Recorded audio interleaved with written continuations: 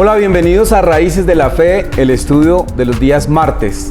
Hoy vamos a hablar del tema de dónde salió el Nuevo Testamento.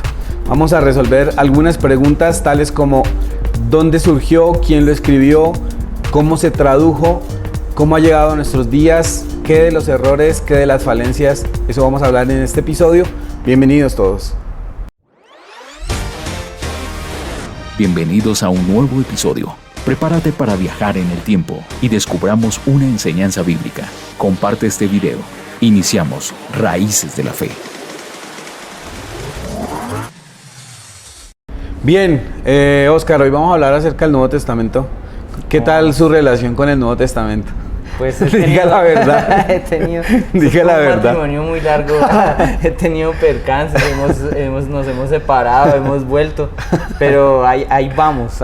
Tengo ahí igual sigo teniendo mis conclusiones, sí, que son gracias a la historia y a cómo se le ha dado el manejo, pero no al concepto y a la raíz, a la profundidad que tiene bajo el concepto del Mesías, ¿no? Sí. Pero chévere.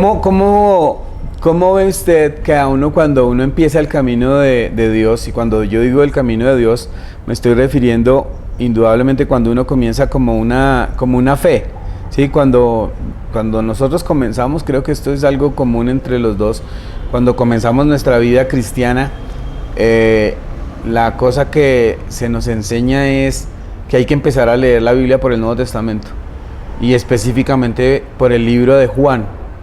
¿Qué de ese punto? De por sí cuando usted me dijo el tema y empecé a revisar, me acordaba mucho cuando se enseñaba en la iglesia moderna, en la congregación donde nací, y éramos muy doctos, entre comillas, en el Nuevo Testamento. Sí. De por sí que cuando llegaban alcancé a tener personas y alcancé a enseñar en los grupos de discipulado, y habían escuelas que se llamaban escuelas de liderazgo en ese momento. Y lo que uno empezaba enseñando era todo el cuento, y empezaba por el libro de Juan, el cual era una locura para el creyente, porque si usted lo quería confundir entre por ahí, nada más en el versículo 1, cuando arrancábamos en el principio fue el verbo, pero en ese momento, como éramos tan doctos, no nos dábamos cuenta que el principio se refería al Bereshit, al principio, y al verbo a la definición. Entonces el creyente que llegaba, o la persona que estaba llegando, pues lo asimilaba y se le decía, empiece por ahí que ahí va a entender. Sí. Y pues las personas igual siempre han manejado que así no entiendan, pues le van a afirmar a uno y le van a decir que sí. Entonces yo creo que ni nosotros mismos lo lográbamos comprender de la forma adecuada. Sí. Entonces ahí tengo como el rollo que creo que todavía se sigue manejando.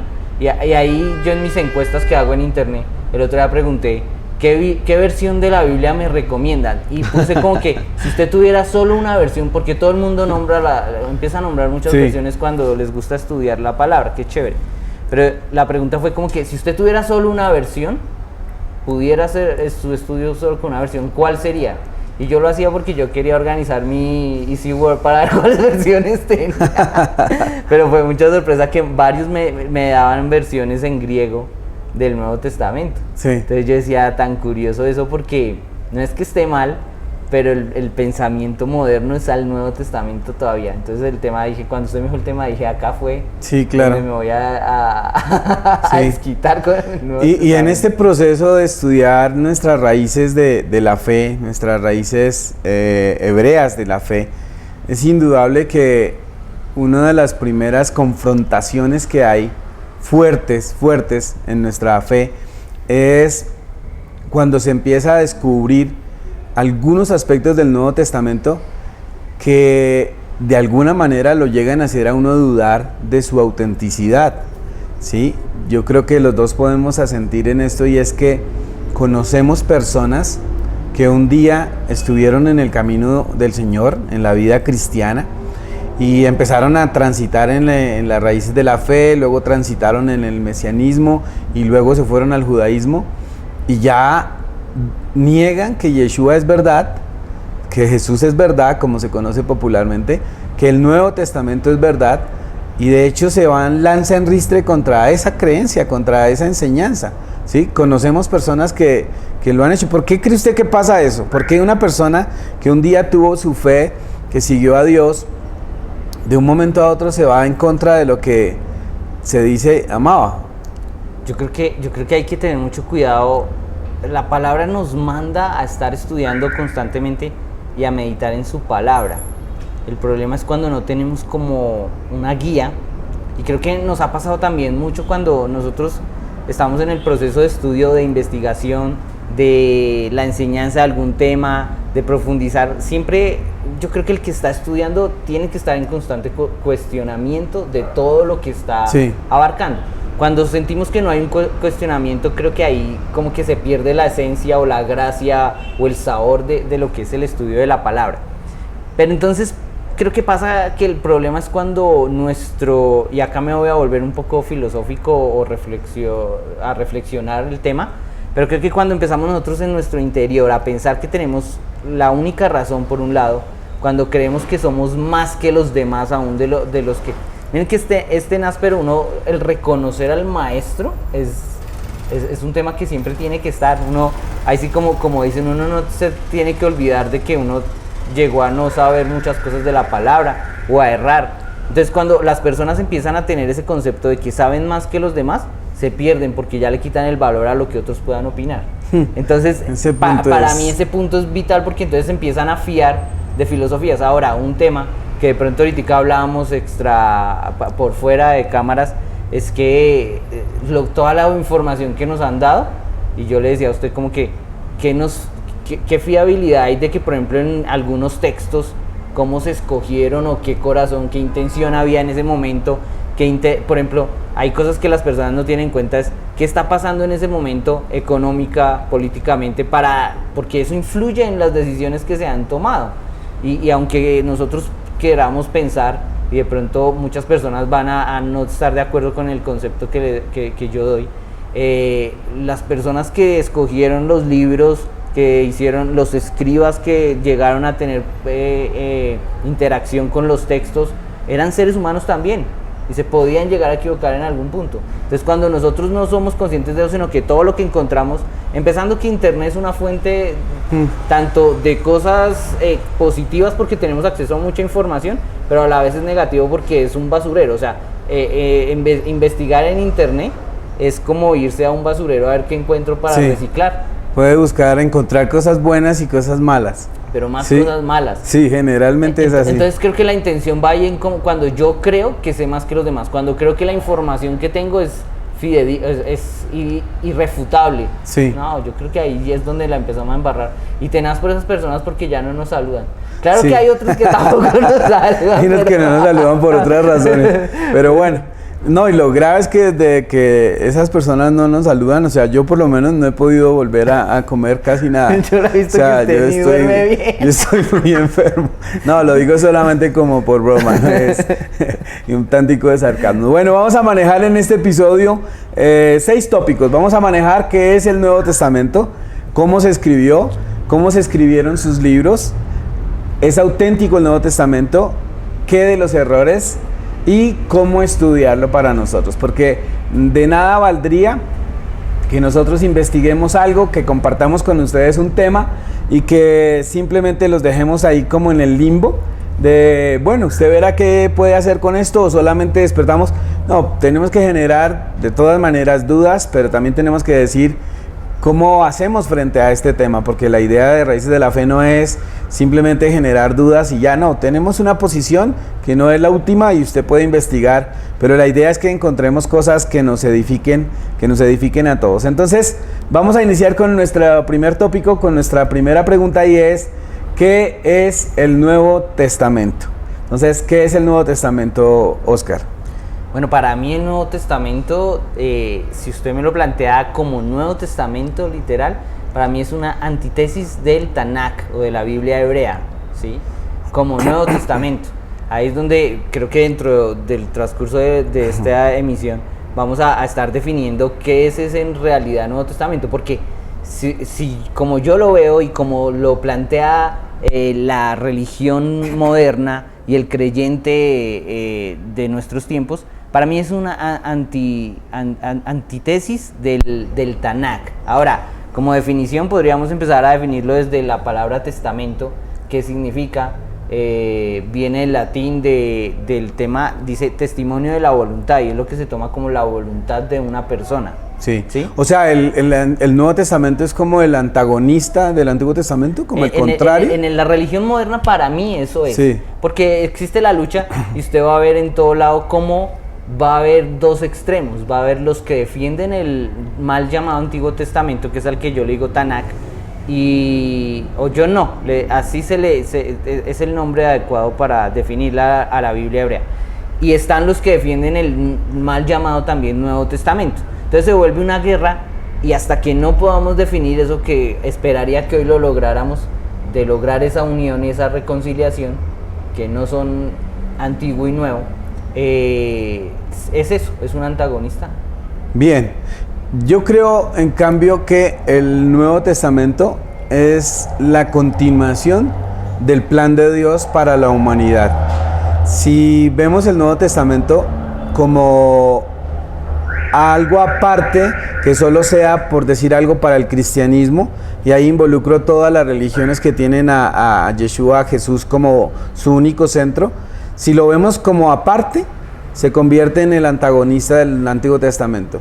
Si contemplamos que el Nuevo Testamento es el registro de la historia de salvación para la humanidad, es que uno de los grandes puntos que genera dificultad para interpretar la Biblia es pensar que Dios solamente tiene escogido al pueblo judío y para él la demás gente no vale. Si se hace desde ese punto de vista, es donde empiezan a surgir cantidad de inconvenientes y de choques, porque es difícil conciliar toda la humanidad con un solo pueblo, todos contra ellos. Es muy difícil. Si el plano de Dios se ve como que este pueblo es solamente el ejemplo para que toda la humanidad sepa cómo vivir, entonces ahí vamos a estar hablando de un plano universal o de toda la humanidad en cuanto a salvación. Entonces el Nuevo Testamento tiene esas dos facetas. Una se puede volver contradicción del Antiguo Testamento, que es como se ve en la fe cristiana, cristiana católica. Es como lo ¿sí? enseñan hoy en día, más que sea, es el punto de vista de del panorama que yo tengo en este momento, ¿sí? De lo que enseñan en la religión moderna. Por eso yo digo religión moderna, porque abarca, creo que todas las que descienden como ese Dios de Israel, para que tengamos un contexto. No se trata de hablar de una única religión o de específicas, pero sí creo que los líderes religiosos, los teólogos, el estudio, no sé si está bien dicho, pero el estudio teológico, como se ha estructurado, como se ha basado y de dónde ha venido, que ahorita vamos a profundizar un poquito, de dónde nace este Nuevo Testamento. Ajá. Es un antagonista del pueblo de Israel también, y por eso porque se va desde la Biblia hebrea. Es el pueblo de Israel contra el pueblo cristiano, así lo han enseñado. Y al viceversa. Entonces el pueblo cristiano ahora se vuelve el nuevo pueblo escogido. Y como está el registro en lo que se llama Antiguo Testamento o Tanaj, entonces la lucha también se convierte entre los dos registros. Entonces va a pelear el Nuevo Testamento contra el Antiguo Testamento, como pelea el cristianismo moderno contra el judaísmo. Pero acá le tengo un golpe bajo en ese sentido y en esos dos frentes, y es que el antiguo o el Tanaj hebreo, quienes se basan en ese estudio y en esta forma a tenerlo como base y como raíz, pocas veces, y diría que casi nunca, tienen la necesidad de ir al Nuevo Testamento para sustentar sus tesis, sus creencias, su fe. Mientras que el Nuevo Testamento, o los que se quieren basar solo en el Nuevo Testamento, obligatoriamente tienen que ir al Antiguo Testamento. Bueno, pero ahí es por el tiempo de escritura. Pero no tanto, porque es por el tiempo de escritura. El Antiguo Testamento no necesitará al Nuevo, porque los escritores del Antiguo Testamento no conocían el escrito, ni sabían de ese evento. Entonces nunca se necesitará el Nuevo Testamento para interpretar el Antiguo Testamento. Se utilizará para dar refuerzo a algunos conceptos, pero ya desde el plano más moderno. O sea, se vale desde un punto de vista más acá, más contemporáneo a nosotros, para mirar atrás los dos escritos. Pero para verlo desde el Antiguo Testamento hacia el Nuevo Testamento es imposible, porque no estaba el registro. ¿Qué hubieran podido haber hecho? Que de hecho sí lo hacen los escritores del Antiguo Testamento. Los escritores del Antiguo Testamento, y eso es una cosa que puede a muchas personas parecerles que no es verdad, pero los escritores del Antiguo Testamento utilizan conocimientos de otros pueblos. De hecho, el Antiguo Testamento, que vale la pena que lo hagamos otro episodio, el Antiguo Testamento también tiene adiciones. La Torá también tiene adiciones posteriores. Entonces, pero hoy estamos hablando del Nuevo Testamento. Sí, el antiguo luego le damos. Pero vea que podríamos hacer que, evaluando lo del Antiguo Testamento en relación al Antiguo Testamento, podríamos algún momento hacer como un cuadro comparativo, para darnos cuenta que aquellos que atacan el Nuevo Testamento, basados en el Nuevo Testamento, en el Antiguo, como si fuera perfecto el Tanaj, o como si la Biblia hebrea fuera perfecta, que no lo es, y es basado en que hagamos un cuadro comparativo desde este punto de vista. ¿Qué tan cierto es el concepto que hemos aprendido, que nos han transmitido, de que la Biblia es perfecta y de que la Biblia no tiene errores? O sea, por esto es muy probable que a mí me cocinen, pero no es que yo diga que la Biblia tiene errores en cuanto a su inspiración y su primera escritura, pero en el proceso de transmisión y en el proceso de traducción y de manejo, a la Biblia se le incluyeron textos, y hablo en la Biblia en general, se le incluyeron. Ahora el Nuevo Testamento tiene más problemas en ese sentido, que ya lo vamos a mirar. Pero ese punto es fundamental, me parece a mí, que evaluar si en realidad la Biblia es un libro perfecto, porque ese es un concepto con el cual crecimos. Pero nosotros tenemos que tener en cuenta que lo que tenemos hoy como Nuevo Testamento, en realidad es el conjunto de traducciones. En realidad no es, como por decirlo, una copia auténtica de lo que ocurrió en ese tiempo. Entonces, en ese sentido es que tenemos algunos vacíos y tenemos que aprender a manejarlos. Ahora, en el concepto de la pregunta inicial es ¿qué es el Nuevo Testamento? Lo hemos visto a la luz como de un análisis técnico en cuanto a qué representa el Nuevo Testamento. Ahora, en cuanto a contenido, ¿qué es el Nuevo Testamento? En cuanto a contenido, va a tener en este momento, y de acuerdo a lo que se determinó como Nuevo Testamento en algún momento por los padres, o también puedo decir mal llamados padres de la iglesia, 27 libros, de acuerdo a un canon, sí. 27 libros. El contenido que sustentan y en el cual se basan ellos es sobre la biografía e historia del Mesías, de Jesús.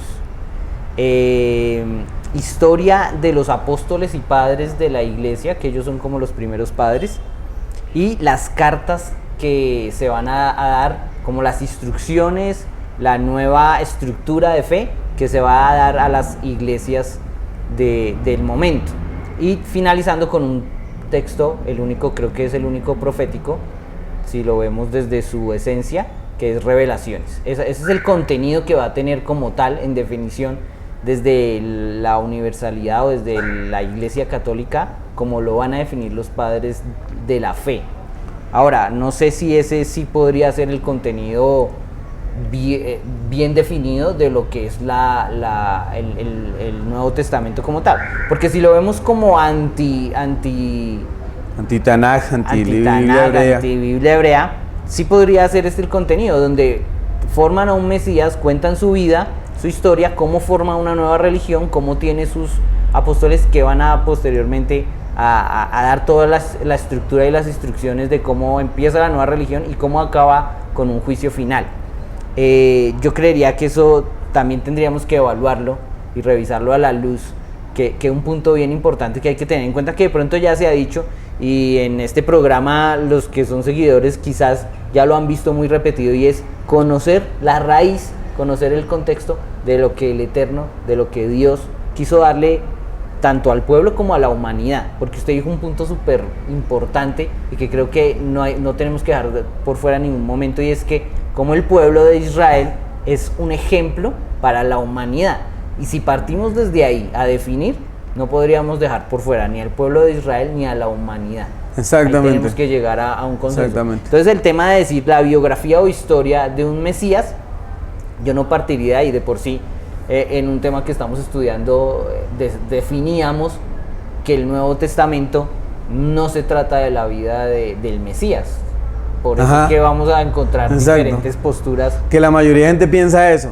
De hecho, uno encuentra mucho en internet, yo no es que los busque, sino que me preguntan cosas de eso, que hay un grupo que odia a Yeshua, de hecho le dicen Yeshu, ¿sí? Y dicen que Yeshu intentó destruir el judaísmo, y eso es de las mayores estupideces que puede decir alguien cuando no lee de verdad el Nuevo Testamento.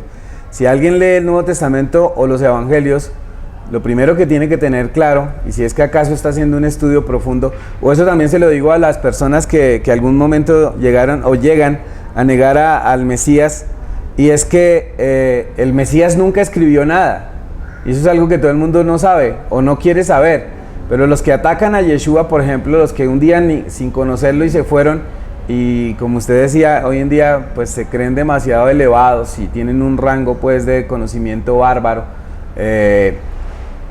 en realidad es que Yeshua no escribió nada, de él escriben. Pablo, ¿qué escribe? Pablo lo que va a escribir son cartas, enseña. Ese es el contenido del Nuevo Testamento. Los libros que se llaman Evangelio, que hablan de lo que otras personas vieron del Mesías y lo van a consignar en registro, consignado en rollos. Que también tiene las cartas de Pablo dirigidas a comunidades de ese tiempo, que eran comunidades, en su mayoría, comunidades judías, eran en su mayoría sinagogas, y esto es muy difícil de echar para atrás cuando uno estudia esto a la luz de la historia. Y lo otro que contiene es lo que dijo Oscar, el libro de las Revelaciones o Apocalipsis. Alguna vez, dando una enseñanza, yo tomé mi Biblia, todavía tengo una Biblia de Reina Valera del 60, porque el Antiguo Testamento, la traducción que esa Biblia tiene es buena.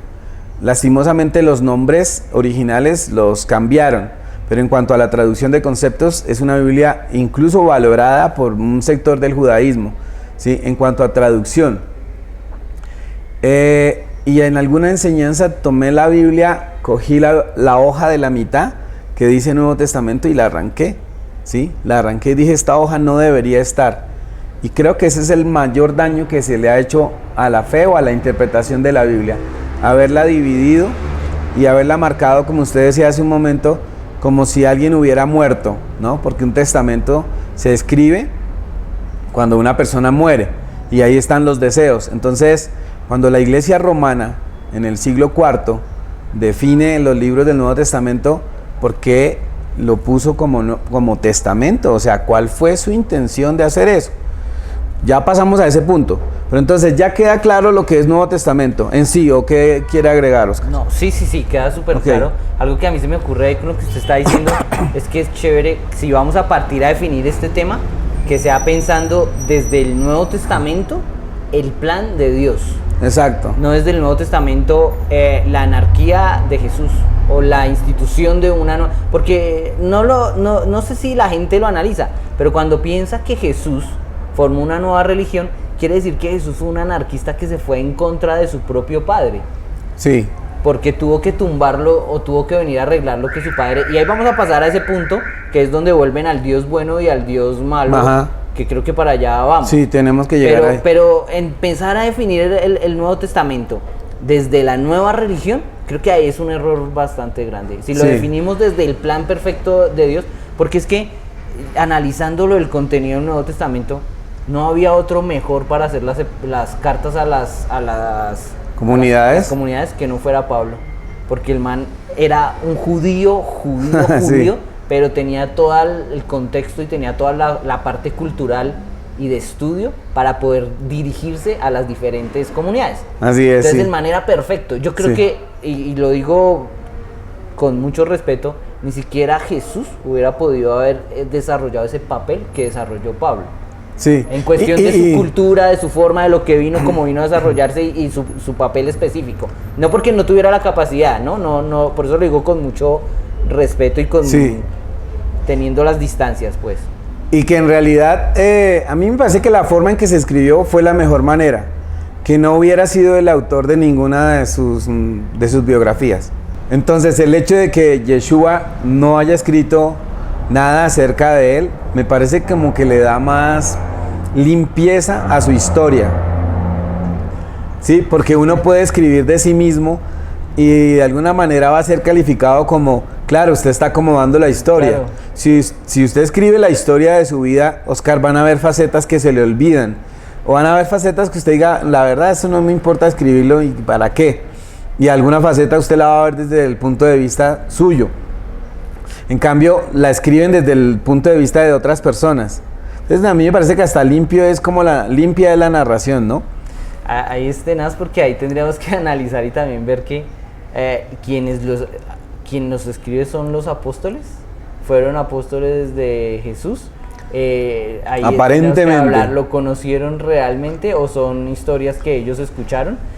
¿Son escritos directamente ellos o le dieron ese título que acá toca como sacar todo eso para que ya poder... pasemos a la segunda pregunta. Nuestro segundo tópico es cómo se escribió. Entonces lo que usted está diciendo es, ¿quiénes fueron los que verdaderamente lo escribieron?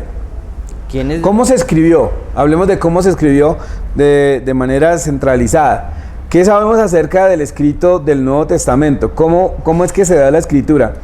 En primer lugar, nos toca tener claro que los hechos de Yeshua, de Jesús, no se van dando y alguien los va consignando. No es así, no es así. No es lo que le pasa, por ejemplo, a Pablo, que él sí va teniendo alguien que va haciendo... En algunas cartas hay alguien que es el amanuense, alguien es el escritor, en algunas cartas. En otras él se toma la tarea por ejemplo, la carta a los romanos no es escrita por él. Y la misma carta dirá que no es de puño y letra del apóstol, pero parece que él la dicta. Entonces, en cuanto al Nuevo Testamento, ¿cómo se escriben los evangelios? Los evangelios en sus primeros años, después de que Yeshua muere, Yeshua más o menos va a morir en el año 30, 29, ¿sí?, de la era común, que en ese tiempo no es que comenzaron a contar los años apenas él nace.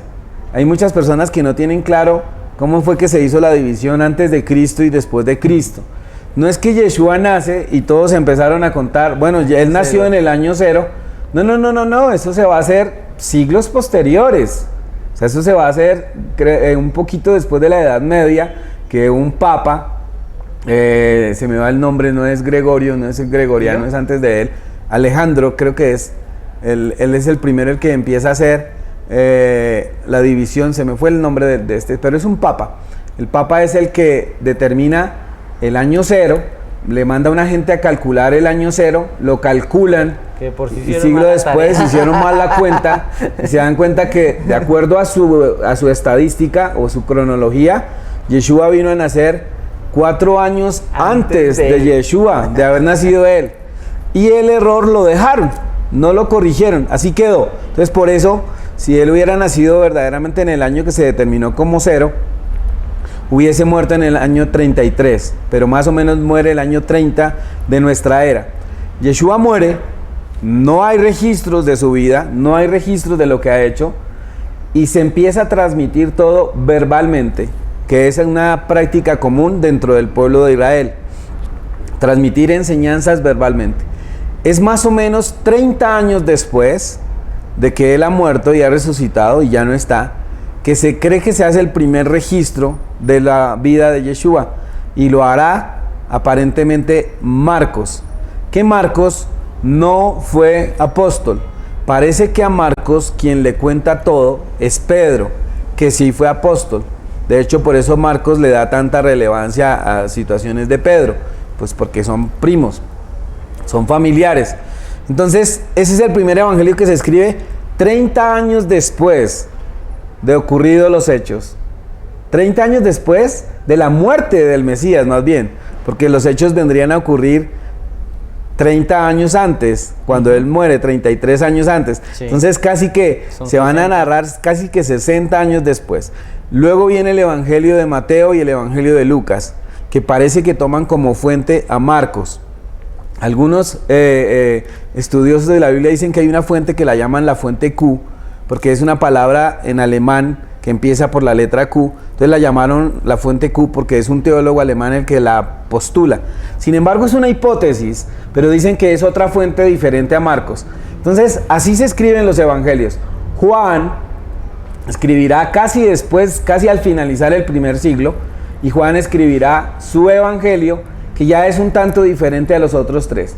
Los tres primeros evangelios que trae el Nuevo Testamento, Mateo, Marcos y Lucas, se llaman sinópticos porque todos tienen una misma óptica y son parecidos, tienen escenas muy repetidas. Juan, aunque tiene escenas parecidas, se sale un poco de algunas de las narraciones. Luego vendrían las cartas, sobre el proceso de las cartas. ¿Qué sabemos del proceso de las cartas, de cómo se escriben, Oscar? De por sí que en el orden cronológico creo que de primera son las cartas. Aparentemente la carta primera podría ser el primer escrito del Nuevo Testamento.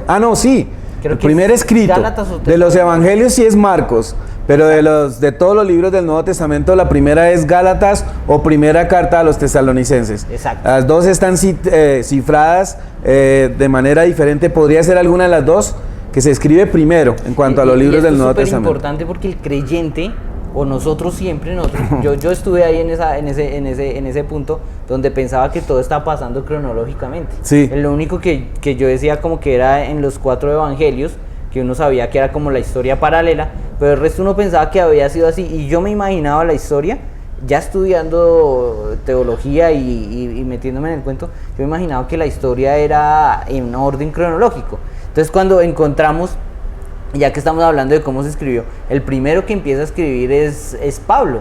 El primero que empieza a escribir es Pablo, y después van a venir el tema de los apóstoles, que acá es bien tenaz, y acá empezamos a entender la categoría que tiene Pablo sin haber conocido tampoco a Mashiach. De pronto lo pudo haber visto de acuerdo a los tiempos que se van a designar en cuanto al nacimiento de Pablo, o donde aparece Pablo en escena y donde aparece Yeshua. Quizás lo pudo haber visto, pudo haber escuchado de él, pero la categoría que tiene Pablo y el encuentro que tiene Pablo lo pone a que es el primero que empieza a escribir. Después van a venir a empezar a recopilar, porque ya Pablo empieza a generar esa revolución, como que estalla con Pablo, y entonces tienen que empezar a recopilar y ya empiezan a escribir los textos.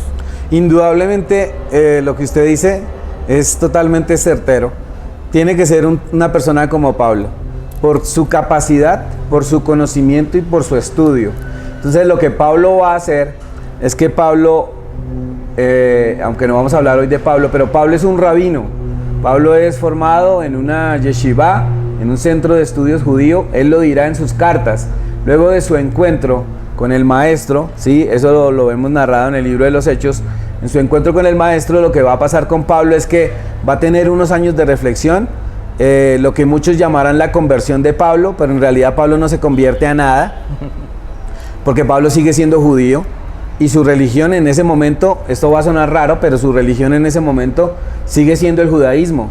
O sea, Pablo nunca se denominó cristiano. De hecho, ellos nunca se denominaron cristianos.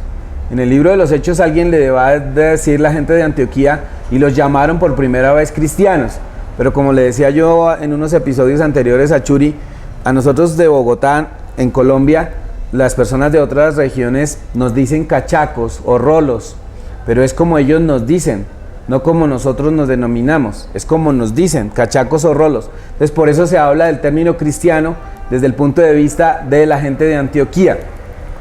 Y también tendrá los escritores que son Juan, las cartas de Juan, las cartas de Pedro, la carta de Santiago, la carta de Judas, y luego el Apocalipsis, que se supone también es del apóstol Juan.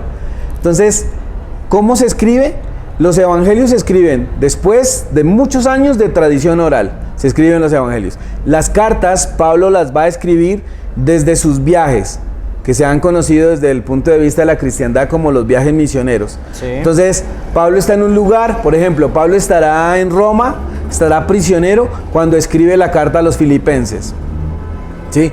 Que de hecho Pablo se la pasaba también viajando y en la cárcel, porque esos eran como sus sitios preferidos. En algunas ocasiones se escribirá desde alguna comunidad.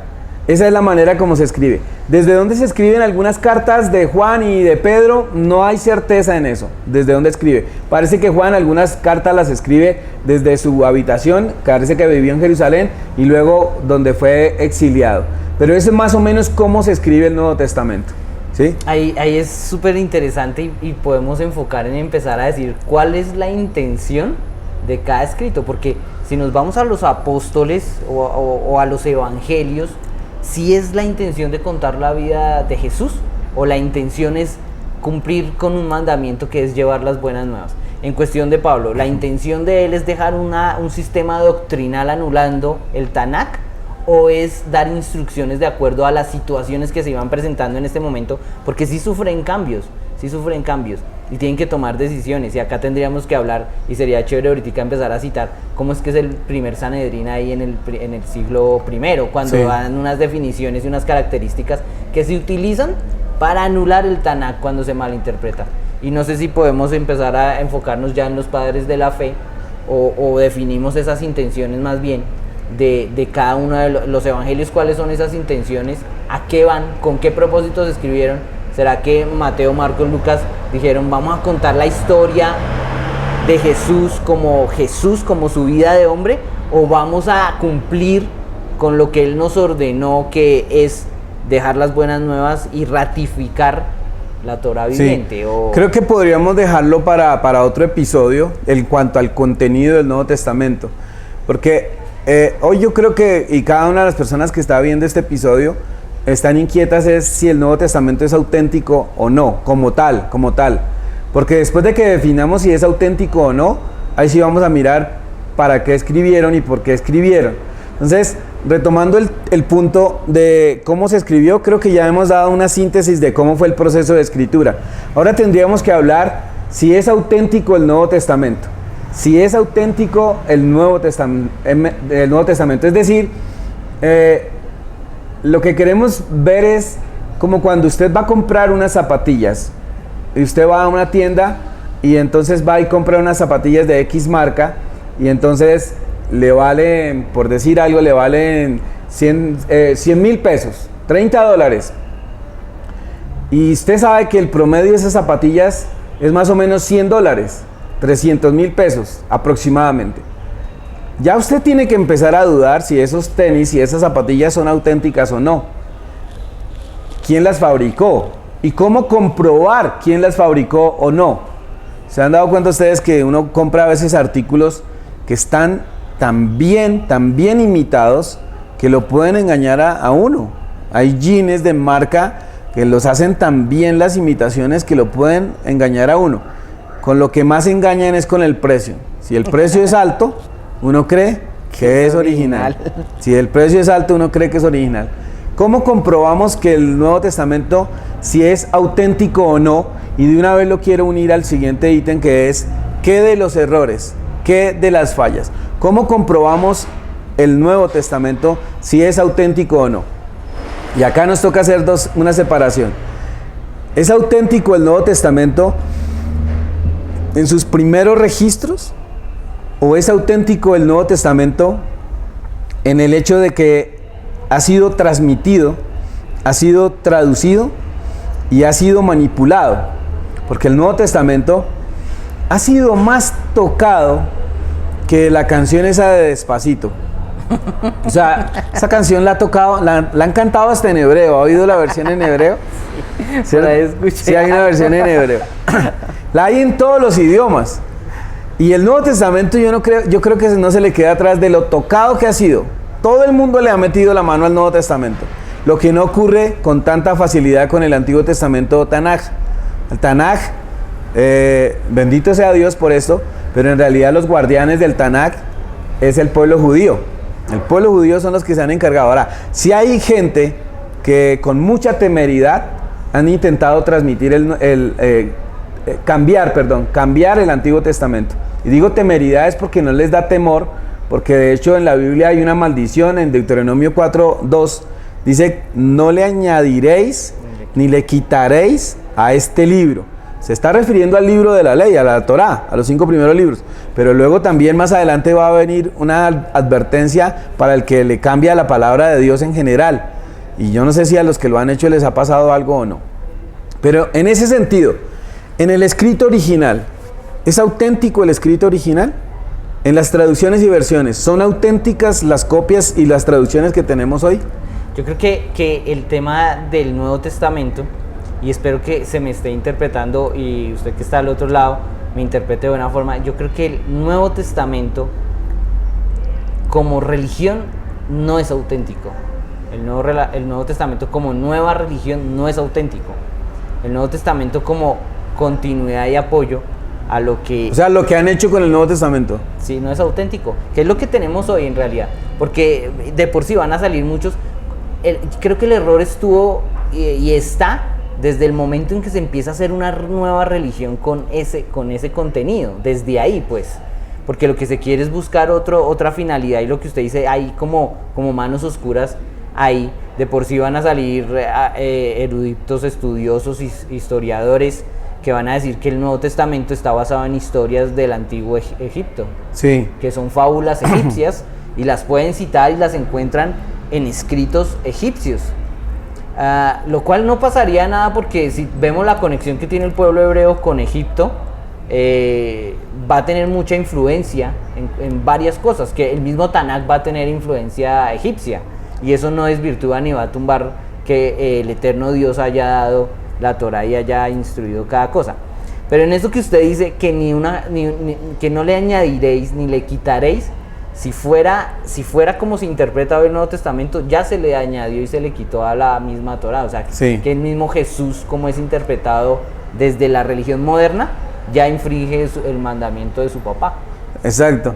¿Qué hace que algo no sea auténtico? Volviendo a la analogía de los tenis, de las zapatillas. Cuando se imita, cuando se adultera. Exacto. Y cuando no es propiciado por el fabricante que se dice que es.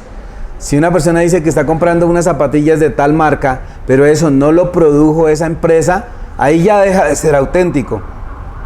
Entonces, cuando se habla de que el Nuevo Testamento es inspirado por Dios, entonces nos toca preguntarnos, ¿qué fue inspirado por Dios? ¿Su registro o lo que se hizo con ese escrito? Entonces, en primer lugar, tenemos que decir que el primer intento de Nuevo Testamento que se llevó a cabo históricamente fue en el año 190, o sea, fue en el siglo II.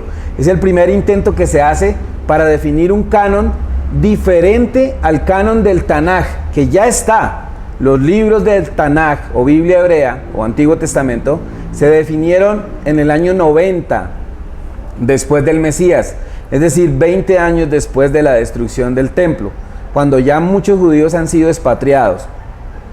Entonces, cuando ya se define el canon del Antiguo Testamento o Biblia hebrea, se cierra toda la literatura hebrea que dice que es inspirada por Dios, que es respaldada por Dios, a pesar de que más o menos en el siglo II los judíos van a empezar a escribir toda su tradición oral y van a confeccionar la Misná y posteriormente lo que va a llamarse Talmud, que se compone de la Misná y la Gemara.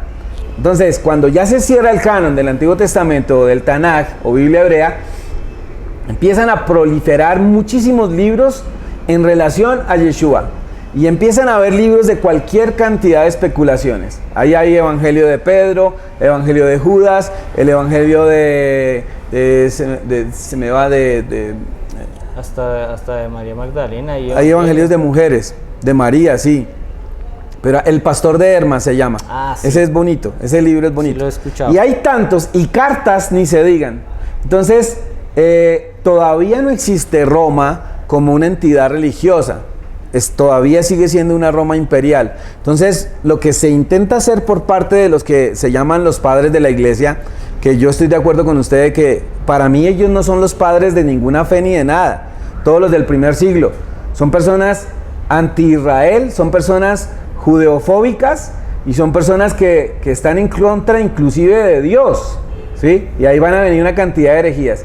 Se intenta consolidar un texto que todavía no se llama Nuevo Testamento. Es como hacer un conjunto de escrituras similar a lo que hicieron los judíos con el Tanaj. Pero es solamente hasta el siglo IV que Roma, y esto no sale en el Concilio de Nicea, ¿sí? En esto hay una mala información. En el Concilio de Nicea lo que se sabe es casi que por tradición oral, porque en el Concilio de Nicea ni siquiera se emitieron documentos. Todo se sabe es por transmisión. Lo que pasa es que hubo muchos concilios, pero en el siglo IV, en el año 390 más o menos, 380, 390, es donde se consolida el primer canon del Nuevo Testamento y se definen los primeros libros del Nuevo Testamento. Entonces, cuando se definen esos primeros libros, hay que tener acá en consideración una cosa que a mí me parece muy tenaz, Oscar, en cómo se puede dar ese registro. Y es que primero los evangelistas intentan escribir en griego, se supone, una historia que ocurrió en hebreo y que se hablaba en arameo. Porque se dice que Yeshua en ese tiempo se hablaba el arameo en Israel. Sí. El hebreo es una lengua que estuvo a punto de desaparecer. El hebreo es una lengua que la resucitaron, o sea, que la reanimaron, porque el hebreo empezó a tener vigencia. En este momento no es la fuerte. Exacto. En este momento Era es el arameo. Y el griego, que los que sabían griego, por ejemplo, la mayoría de gente cree que todos los judíos en Israel sabían griego, y eso es falso. Por eso es que Pablo tiene la opción de poder salir a hablar, porque él sabe griego. Él sabe griego, él sabe latín, él hebreo. tendrá que saber hebreo, porque esa es la lengua religiosa. Entonces los escritores de los evangelios tienen una dificultad. Escribir en griego, se supone, algo que ocurre en un contexto hebreo y en el idioma más hablado en Israel, que es el arameo. Entonces ahí ya hay una dificultad fuerte. Ahí ya tenemos que, podríamos denominar que es un error de cómo nos vendieron del ¿cómo se llama? Del paquete chileno que nos dieron. Es un error. Sería un error, ¿sí o no? O sea, de cómo lo percibimos. De cómo nos lo dieron. O si ellos sí escribieron, ahí yo le preguntaría, ¿ellos sí lo escribieron en griego, viviendo en un contexto hebreo y hablando arameo? O sea, lo que pasa es que ni siquiera, en el siglo IV ni siquiera se tenían los originales de los escritos. En el siglo IV ya habían 4 veces copias. Más o menos se cree que había copias de copias de copias del original. Ajá. O sea, en el siglo IV ya hay copias. Ahora, ¿por qué? Porque en realidad la gente que siguió al Mesías era gente pobre. Entonces no había suficiente dinero para hacer buenos manuscritos. Entonces tocaba copiarlos rápido. Y en ese proceso de copias, ahí ya hay una mano que se mete. Una persona mística y religiosa puede decir, pero es que Dios se está encargando de que no se tuerza. Dios está guiándole las manos a esos escritores y suena muy bonito, pero particularmente no lo creo. Ahora, no porque crea que Dios es incapaz de hacerlo, sino porque creo que Dios le da libertad al ser humano. Ahí voy a acotar algo para explicarlo o que quede más en contexto lo de que Yeshua, Jesús, estuvo en un contexto donde las personas no eran de un nivel tan alto, y que existen, tengo claro que existen 3 materiales principales que se utilizaban para hacer estos manuscritos, que es el papiro, el pergamino y la vileta. Sí. El papiro es el que es de un vegetal, de una cañita, de una como cañita, de una guadua, que es el más débil, y creo Sí. que es en el que se hace la mayoría del Nuevo Testamento. Mientras que el pergamino y la vileta, que son los más fuertes porque son piel de oveja y de becerro, ahí están los manuscritos del hebreos, Tanaj. del Sí, Tanaj. ahí se conservaron. Por eso hay una diferencia y por eso hay tanta manipulación, por lo que usted dice. Y a medida, digamos que sí son inspirados. No, sí son inspirados. ya no me van a volver a bajar el rating de este programa. Son inspirados. Pero a medida que toca cambiarlos con lo que usted dice, no falta el que venga chueco. Exacto. Además empiezan a meterse griegos ahí, romanos, en el sistema político para poder manipular las masas. Los sofistas griegos tienen un papel muy preponderante en la historia del Nuevo Testamento. O sea, de las cartas, por ejemplo, las cartas, generalmente una carta no se mandaba en un pergamino, ¿sí? Las cartas generalmente eran en papiros, ¿sí? La carta generalmente era en papiro. Entonces, llegar uno a afirmar que todos los registros bíblicos fueron traducidos de una manera absolutamente fiel es casi que imposible. Casi siempre en una traducción hay variación de lo que se quiso decir en el contexto original. Casi siempre una traducción no es exactamente fiel a lo que se quiso decir. Ahora, algo que a mí me surge duda con lo que usted está diciendo, que dijo un poquito atrás, es si ya se había cerrado el canon hebreo y ellos son hebreos, la intención de ellos no es reabrir un canon. Quiere decir que los escritos de ellos, y si lo analizamos desde ese punto de vista, y si usted empieza a interpretar desde ahí, el Nuevo Testamento le va a encontrar muchísimo sabor y muchísimo sentido. Cuando usted ve que los escritos del Nuevo Testamento, que en realidad se va a llamar Pacto Renovado, Brit Hadashah, son apoyando los textos hebreos que ya estaban canonizados. Es como si usted y yo hoy nos ponemos a escribir algo acerca de Génesis o de Éxodo. No estamos haciendo una nueva forma ni una nueva inspiración de Dios, sino estamos apoyando lo que ya estaba canonizado, lo que ya estaba estipulado. Y para todos los escritores del Nuevo Testamento tienen claro que en este momento lo que tienen son las escrituras hebreas canonizadas. Ellos en ese momento ni se les está pasando por la cabeza, ni tienen el ideal, ni nada parecido de decir vamos a hacer algo nuevo, vamos a hacer nuevos escritos que van a entrar dentro de este canon. Ni siquiera eso se está pensando. Y ahí es donde yo no sé hasta dónde es chévere categorizar, aunque toda la Biblia es inspirada y eso es verdad, y aunque toda nos es dada, es empezar a aprender a categorizar esos textos. Cuando yo aprendo a categorizarlos, aprendo a interpretarlos mejor. Entonces, eso viene sumado a, ya está cerrado el canon, es lo que usted está diciendo, ya está cerrado el canon, entonces ellos empiezan a escribir. Cada uno empieza a escribir, pero nadie tiene en mente que están escribiendo para que se forme otro libro. Cada uno está escribiendo de manera particular. Cada uno está escribiendo, voy a escribir mi experiencia, lo que yo sé de Yeshua. Vuelvo y digo, una persona puede decir, sí, pero Dios ya tiene todo esto planeado para que se definan estos 4 evangelios y todo. Y puede ser que sí, y puede ser que sí. Sin embargo, nosotros no podemos ser ausentes a los probables errores que se dieron. Ahora, ¿se dieron en el registro o se dieron en la transmisión? Más o menos, se dice que hay alrededor de unos 300,000 documentos antiguos, de copias. Los hay en diferentes idiomas. Los hay en hebreo, los hay en griego, los hay en siriaco, los hay en varios idiomas. Son documentos muy antiguos. Entonces, lo que ocurría era, alguien escribía algo y como eran materiales tan volátiles, tocaba sacar una copia. Pablo escribía cartas y lo que se hacía en ese tiempo era que si alguien recibía una carta del apóstol Pablo, que en realidad lo que Pablo se viene a convertir es en un rabino itinerante, como lo era Yeshua, entonces la gente aprovechaba porque ese sistema se utilizaba el sistema de que los rabinos escribían cuando no podían ir. Bueno, a la mayoría de gente no le cabe en la cabeza que Pablo sea un rabino.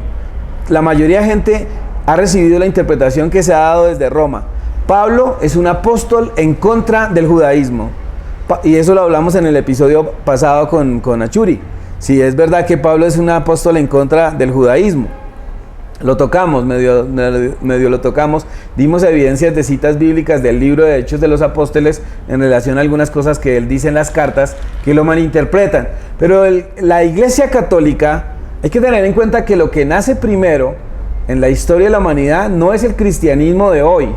Lo que nace primero es el catolicismo, y que se va a llamar cristianismo, pero es el catolicismo romano, que se va a llamar cristianismo.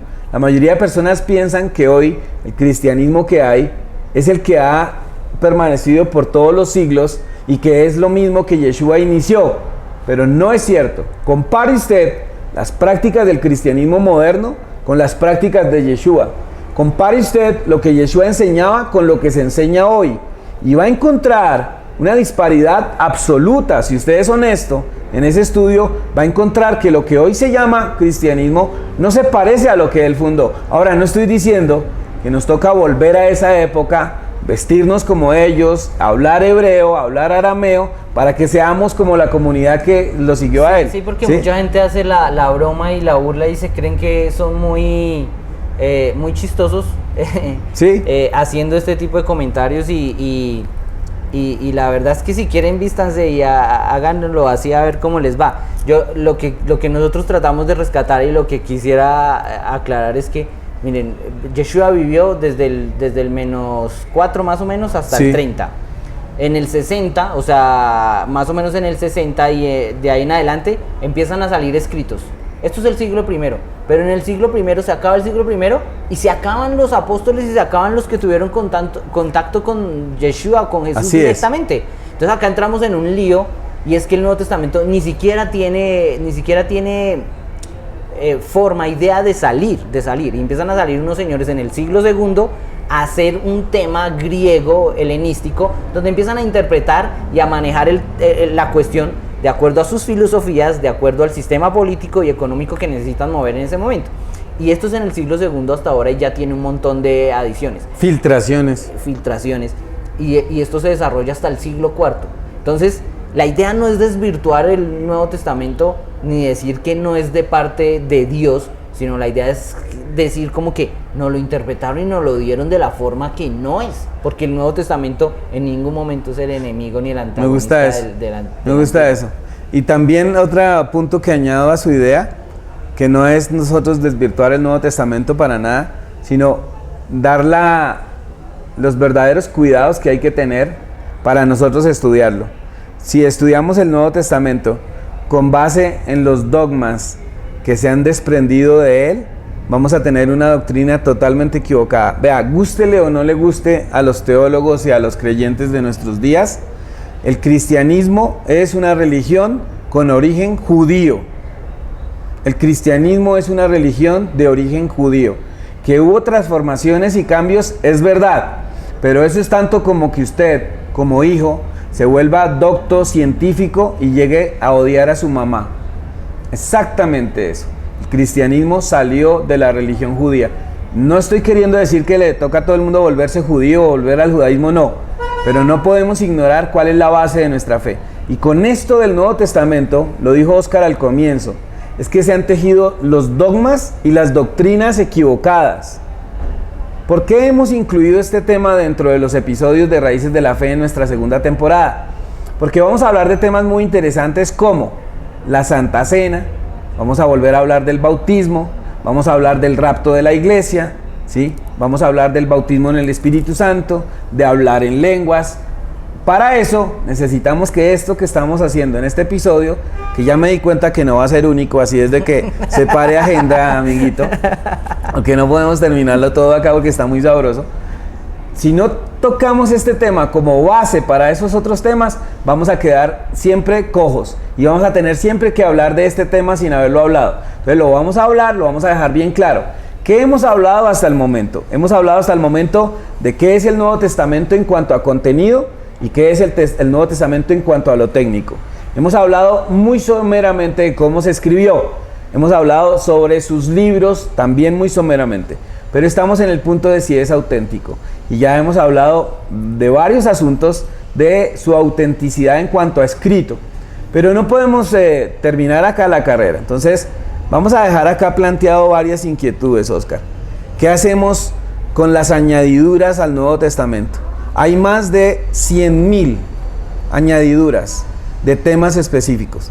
¿Se acuerda de ese pasaje tan bonito que a usted le debe gustar? Y es que de vez en cuando bajaba un ángel, tocaba el agua y el primero que se metía en el agua era sanado. Ese pasaje fue añadido. No está en los manuscritos más antiguos. ¿Se acuerda de ese texto tan hermoso también que Yeshua está escribiendo sobre la arena y le traen una mujer para ser apedreada? No está en los manuscritos más antiguos. ¿Se acuerdan de ese texto tan bonito de Primera de Juan 5:7? Y 3 son los que dan testimonio en el cielo: el Padre, el Hijo y el Espíritu Santo, y estos 3 son unos. ¿Son uno? Jamás Juan escribió eso. Jamás lo escribió. Y hay 100,000 adiciones. Vamos a tratar algunas, pero las vamos a evaluar desde el punto de vista de probablemente quién las incluyó, en qué época y cuál fue la motivación, porque usted habló de eso hace un momento, cuál fue la motivación de cada libro, y lo podemos hacer en otro episodio. Pero tenemos que solucionar eso de las contradicciones. ¿Por qué un evangelista dice que eran 2 endemoniados gadarenos y otro dice que era 1? Lo que pasa es que tenía un problema tenía un problema de visión. No llevo las gafas ese día. Pero tenemos que evaluar esas cosas. Total, o sea, las mutilaciones que le han hecho al Nuevo Testamento. Por ejemplo, el Evangelio de Marcos. ¿Sabe usted que el Evangelio de Marcos le añadieron gran cantidad del Evangelio de Juan? Porque cuando terminó raro, o sea, dijeron esta vaina no cuadra, le falta emoción. Tomaron otros textos y se los agregaron al Evangelio de Juan. De Marcos, pero no fue Marcos. Empezando que parece que no es Marcos el que escribe el Evangelio de Marcos. ¿Sí? Es más fuerte. Mateo, parece que no es Mateo, porque Mateo dice, y era la fiesta de los judíos. Y Mateo les está escribiendo a los judíos, ¿para qué recordarle a los judíos que la Pascua era una fiesta de ellos? Hubiera sido un griego. Entonces, el asunto está raro. Y vuelvo y digo y ratifico algo que dijo Oscar. Nosotros creemos en la inspiración del Nuevo Testamento. ¿Pero de cuál? ¿Del que tenemos hoy? ¿Del que nos han transformado? ¿Del que cada perfil religioso lo ha acomodado a sus doctrinas? Ahora, este programa no está hecho para que usted dude de la fe. Ahora, si duda, va a ser lo mejor que busque respuestas. Nosotros vamos a dar nuestros puntos de vista en cuanto a lo que nos compete, las preguntas que nos hemos hecho ahora que estamos en el final. Para concluir de esta parte, Oscar, y para dejar una abreboca para nuestro siguiente episodio. Toca evaluar muy bien y toca que lo de la duda me parece a mí chévere. Hay gente que puede pensar que se está generando duda, que se está tambaleando la fe, que se quiere que usted crea en otras cuestiones. A veces hay personas que nos puede decir, a mí me han dicho, no sé a usted, creo que a usted más que a mí, pero que nos dicen judaizantes. Y creo que hemos aprendido a pegarle con la misma vara, a medirlo con la misma vara al judaísmo y al resto de las religiones, al cristianismo y todas las que vienen del catolicismo. Entonces, en el momento que toque darle al tema, y sería chévere hacer lo que usted dijo, el tema del Antiguo Testamento, del Tanaj, para poder evidenciar también muchas cosas. Pero en este momento lo que yo dejaría y lo que cada uno de ustedes tiene que analizar y irse a investigar y meditar en ello es sus raíces, sus bases de fe, sus creencias, ¿en dónde están? ¿En hombres que cogieron y manipularon y añadieron y quitaron e hicieron todo a su acomodo? ¿O realmente en la raíz que nos dejó el Eterno y que nos vino a ratificar Yeshua HaMashiach o Jesús? Como usted lo identifique, no pasa nada. Pero ¿dónde está su base? ¿En dónde está su raíz? ¿O está más empecinado en tener la razón, en decir no me ataquen y no me desarmen esto que yo ya tenía armado, que en de verdad sentarse a analizar? No pasa nada en que analicemos, no pasa nada en que cuestionemos. De por sí es más chévere cuando lo hacemos. Entonces para mí es: analice en dónde está, revise los padres de la fe, revise en dónde se originan esas creencias que usted tiene hoy, esa forma de vivir el cristianismo que usted tiene hoy, o su fe. Eso lo manejaremos en nuestro siguiente episodio de Raíces de la Fe. Vamos a mirar qué hacemos con tantas añadiduras, qué hacemos con las mutilaciones que se hizo al Nuevo Testamento, y si el Nuevo Testamento actual es diferente a lo que se escribió por parte de sus autores, las doctrinas también tienen que ser reevaluadas. Porque si usted descubre que alguien le da una receta de cocina y la han cambiado a lo largo de la historia, y usted descubre que le metieron ingredientes que dañan la receta original, que le cambian el sabor, que le cambian el color a la receta, o usted sigue cocinando así, o usted retoma y restaura lo que fue escrito originalmente. ¿Se puede? Eso lo vamos a resolver en el próximo episodio. Ahora, ¿podemos retomar otra vez la fe original, lo que Yeshua enseñó? ¿Se puede? Vamos a ver. Ahora, chévere si hay otros puntos de vista. Chévere si de lo que hemos hablado hoy nos dicen, no, ¿sabe qué? Total. Usted está loco. Yo sí vi a Mateo escribiendo allá. Sí, bueno, Dios chévere. Me mostró en una visión y todo el asunto. Sí, ok, genial. Perfecto. Chévere que generemos, y que si tienen preguntas, también sería chévere que si tienen dudas específicas, que digan, no, ustedes hablaron de los padres de la fe, pero ¿quiénes son esos? ¿Dónde? Sí. Lo digan para que nosotros también pues podamos excelente. Recuerden que tenemos un correo electrónico, raicesdelafe1@gmail.com.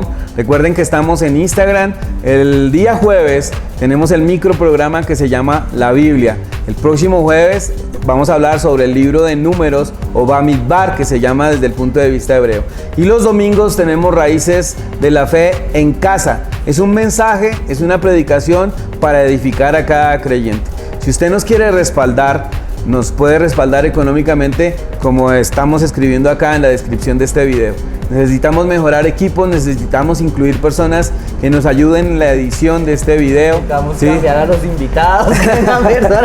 Necesitamos pagarle a otros invitados que como nos toca invitados de bajo presupuesto, pues así está saliendo esto. Este bien es por No, Oscar, gracias a Oscar y a Chiri por sacar su tiempo de sus empresas para venir a compartir con nosotros. Recuerden que Oscar tiene un grupo de estudio que se llama Grupo Hasak, lo encuentran en Facebook, ¿sí? Grupo de estudio Hasak, y también la empresa que Oscar tiene que maneja marketing digital y también tiene mucha cuestión de mercadeo.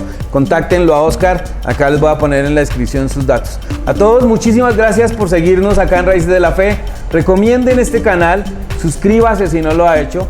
Dele clic acá a suscribirse y a la campanita para que le avisemos. Tenemos muchas enseñanzas acá en nuestro canal. Solo queremos ser de bendición para ustedes. Mil bendiciones a todos. Recuerda, las enseñanzas de Wilson Méndez las puedes encontrar en video en el canal de YouTube Raíces de la Fe. Suscríbete hoy y para activar las notificaciones dale clic en la campana.